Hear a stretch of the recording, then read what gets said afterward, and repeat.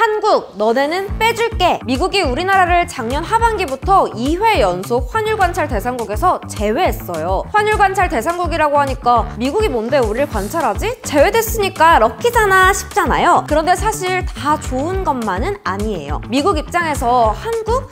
딱 보니까 우리랑 교역해서 별로 돈을 못 버네? 이 정도면 관찰 안 해도 되겠어 라는 의미가 있는 거거든요. 일단 환율 관찰 대상국이 뭐냐면 미국과 거래하는 국가 중에 자신의 국가에 유리하도록 환율을 인위적으로 통제하는지 관찰해서 필요한 조치를 한다는 건데요. 우리가 미국이랑 교역할 때 환율이 높으면 우리나라에 유리하잖아요.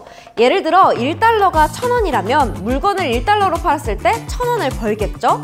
하지만 1달러가 2,000원이라면 똑같이 1달러로 물건을 팔아도 2,000원이 생기는 거죠. 우리나라 입장에서는 똑같이 팔았는데 1,000원 더 벌 수 있으니까 이득인 겁니다. 이러면 미국에 파는 가격을 낮출 수도 있고요. 미국 소비자들도 같은 품질인데 더 싸네? 한국 물건 사야지? 이렇게 우리나라 물건을 더 소비하게 될 테니까 우리는 돈을 더 많이 벌 수 있는 거죠. 그래서 환율이 높아지면 수출하는 입장에서는 유리한 거예요. 그러나 반대로 미국 제조업은 물건이 안 팔리니까 힘들어지겠죠? 이렇다 보니 미국 입장에서는 너네한테 유리하도록 환율 조작하는 거 아니야? 라며 눈에 불을 켜고 모니터링하게 된 겁니다. 환율 관찰 대상국은 1980년대 미국에서 환율 문제가 발생하면서 생겨난 건데요. 이 당시 미국은 물건이 안 팔려서 계속 무역 적자를 보고 있었거든요. 상황이 이러니 로널드 레이건 대통령은 종합무역법을 만들어서 환율 모니터링을 강화합니다. 환율 조작국이라는 용어가 여기서 처음 등장한 거예요. 이때 타깃이 된 나라가 바로 일본인데요. 딱 떠오르는 역사적 사건이 있죠?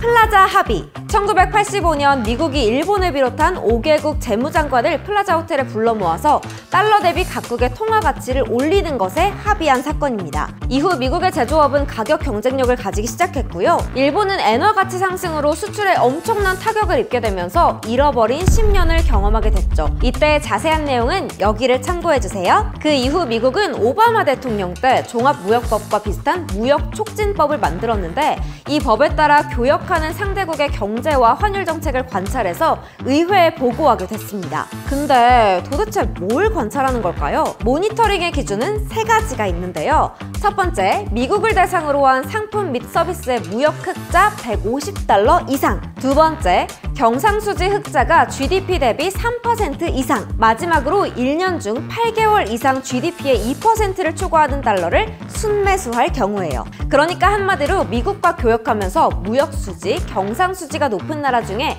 정부가 달러를 사들이는, 그러니까 시장 개입을 하는 나라를 찾겠다는 건데요. 만약 3개 기준 중 2개에 해당하면 관찰 대상국, 3개 모두 해당하면 심층 분석 대상국으로 지정합니다. 다른 말로는 환율 조작국이라고 해요. 이 리스트에 오르면 해당 국가의 미국 기업들의 투자를 제한하고요. 미국 정부에서 돈을 대는 사업에 그 나라의 기업은 진입할 수가 없어요. 미국 입장에서 봤을 때 물건을 많이 팔아서 국내에 달러가 넘치게 되면 수요 공급 법칙에 따라 달러 가치가 낮아질 테니까 환율이 자동적으로 떨어져야 하잖아요. 그런데 환율이 계속 높아서 계속 이득을 보니까 분명 무슨 조작이 있다고 의심하는 거죠. 만약 정부가 달러를 계속 사들이고 있다면 시중에 달러가 귀해지면서 그 나라 화폐 가치가 떨어지니까요. 우리나라는 1990년대는 환율 조작국으로 분류가 됐었지만 무역촉진법이 본격 발효된 이후로는 쭉 관찰 대상국이었습니다. 그런데 2023년 하반기부터 올해 상반기까지 연속으로 관찰 대상국에서 제외된 거예요. 이건 우리나라 외환시장이 인위적 개입 없이 투명하다는 인정을 받았다는 의미입니다. 하지만 제외 이유를 보면 마냥 좋아할 일은 아니에요. 대미 경상수지가 기준에 못 미쳤기 때문이거든요. 우리나라의 작년 무역수지는 445억 달러 흑자로 기준에 해당됐어요. 그러나 GDP 대비 경상수지가 2.1%로 기준인 3%에 못 미쳤던 거죠.